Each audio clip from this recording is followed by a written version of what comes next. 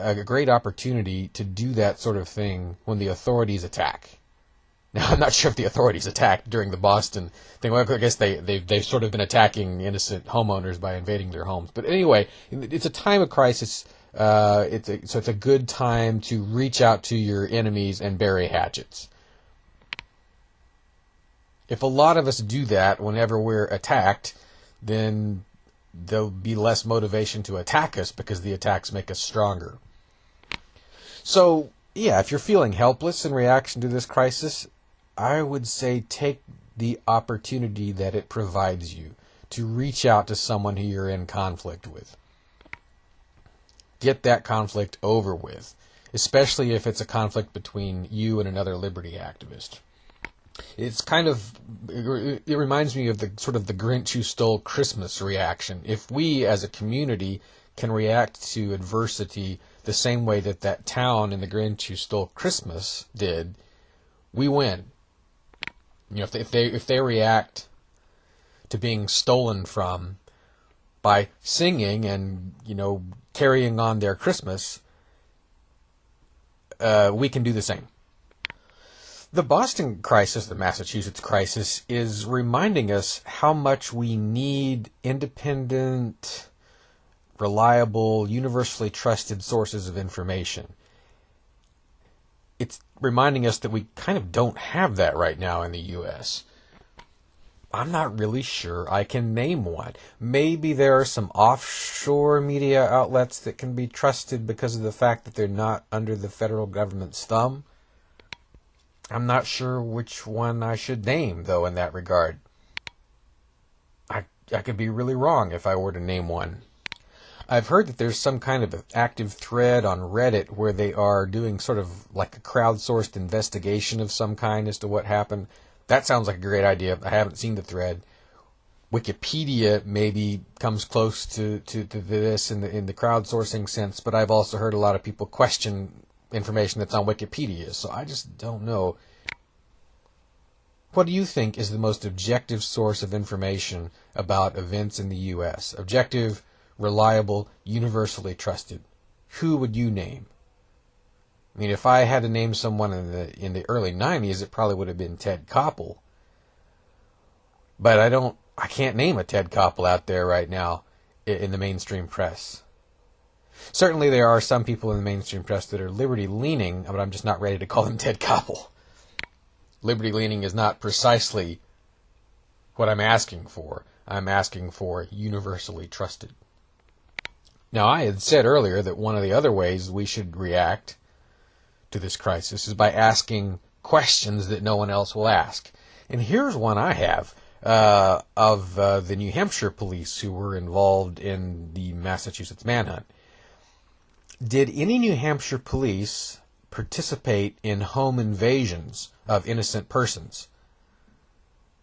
I wouldn't be surprised if they did, and I think that has implications for us in New Hampshire. If you got a bunch of cops from a New Hampshire town getting used to going into house-to-house searches in Massachusetts, it's going to be that much easier for them to just do it in New Hampshire. And, of course, there's also the factor of taxpayers being forced to underwrite it. Does it set a precedent for Massachusetts cops coming up here and doing that sort of thing to us?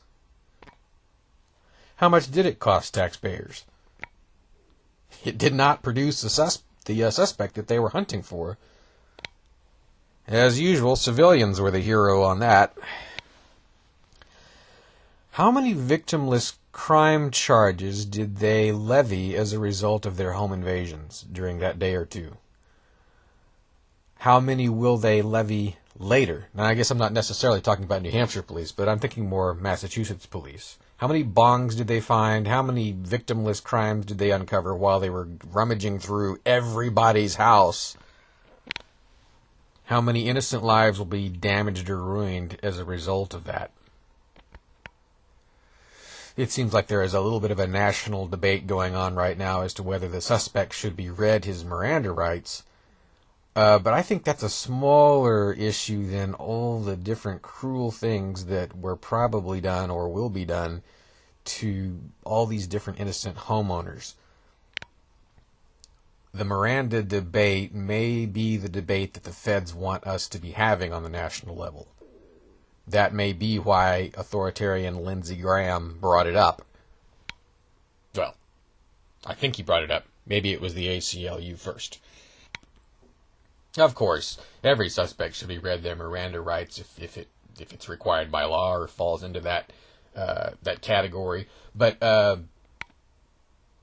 again, the stronger case to be made is the case against authorities who went after large numbers of innocent people by going into their homes, especially if they harmed or endangered those people in the process, and I think they did, in at least a few cases. I do want to weigh in, though, against the pessimism that so many people seem to be spewing in reaction. A lot of liberty activists are just reacting very pessimistically to the Massachusetts events. And of course, the initial events themselves were very tragic, and the government's reaction is inappropriate, but that doesn't mean that we as a liberty movement are going to automatically be devastated by these events. We are devastated in the sense that the innocent people were hurt, but we're not devastated necessarily in the overall progress of liberty. Because, yes, it's true that the authorities will use this bombing as an excuse for all kinds of cruelties against the people. It's also true that many in Massachusetts behaved in a very sheep-like manner, just like the authorities want them to.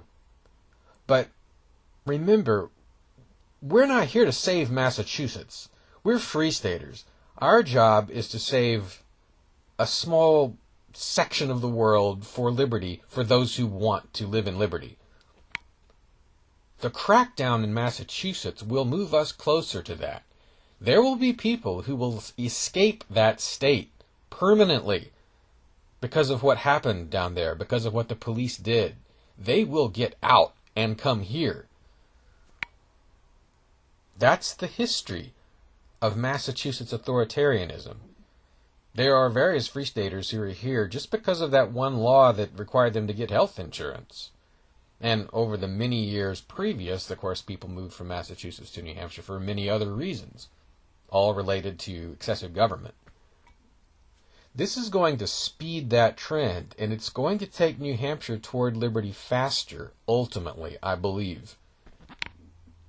Don't obsess too much over Massachusetts. It's the Lebanon to our Israel. It is a dark world. It is a place where horrible things happen and are going to get more horrible. But unlike the Lebanon-Israel situation, we're set up in a position to help the abused people of Massachusetts who want to come towards us, towards a better life. Even if 90% of people across the country welcomed this crackdown in Massachusetts, we could still stand to benefit from the refugees that it will create. We love, welcome, and benefit from political refugees. However, 90% is not at all what's happening. The reaction to this crisis is very different from the 9/11 crisis. It's mixed. People are on both sides, it seems like, especially in New Hampshire. It seems like there's a lot of cynicism about the government's reaction. I've seen quite a few cynical mainstream press articles questioning the way the authorities handled this. I have also seen, if you notice, Glenn Beck is starting to come over toward the government inside job theories. Heck, in the sense that makes him more radical than me in a pro-liberty direction. Because I never have any idea who to believe. I never know which theory is true. Anyway, if the historical pattern repeats itself, there will be perhaps months of honeymoon and authority worship, followed by years of persistent and sometimes growing dissatisfaction with the official story. That's the history of these kinds of things. That's the history of Pearl Harbor and Gulf of Tonkin.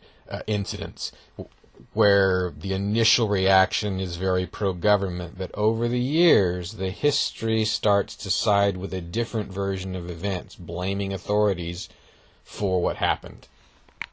It's now very mainstream to believe that the government sort of triggered the Pearl Harbor attack, or stood down in the face of it, wanted it to happen. It's also very mainstream to completely dismiss the official Gulf of Tonkin story from the 60s. Nowadays, that process of cynicism happens much faster.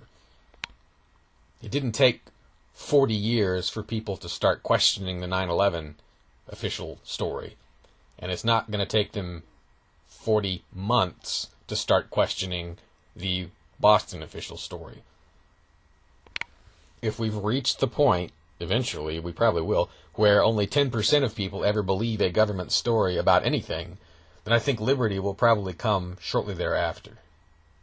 We've already gotten to the point where only a third of Americans, actually less than a third, are pro-federal government, or view it favorably.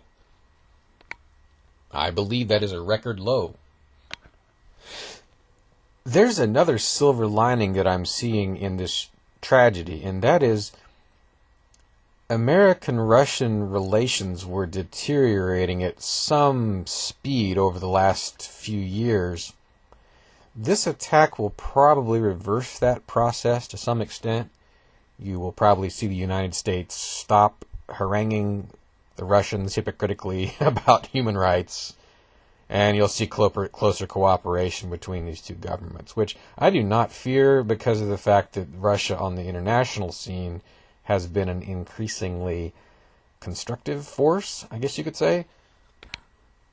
They have been acting over the last 10 years, I would say, much like the old U.S. used to act on the international scene. Not perfect, not even close, actually very Russian, but way better than what they were in the Soviet days. So I welcome the little bit, of a push toward closer ties between the Russians and the Americans, the Feds and the Kremlin. I don't want two nuclear superpowers to be at each other's throats.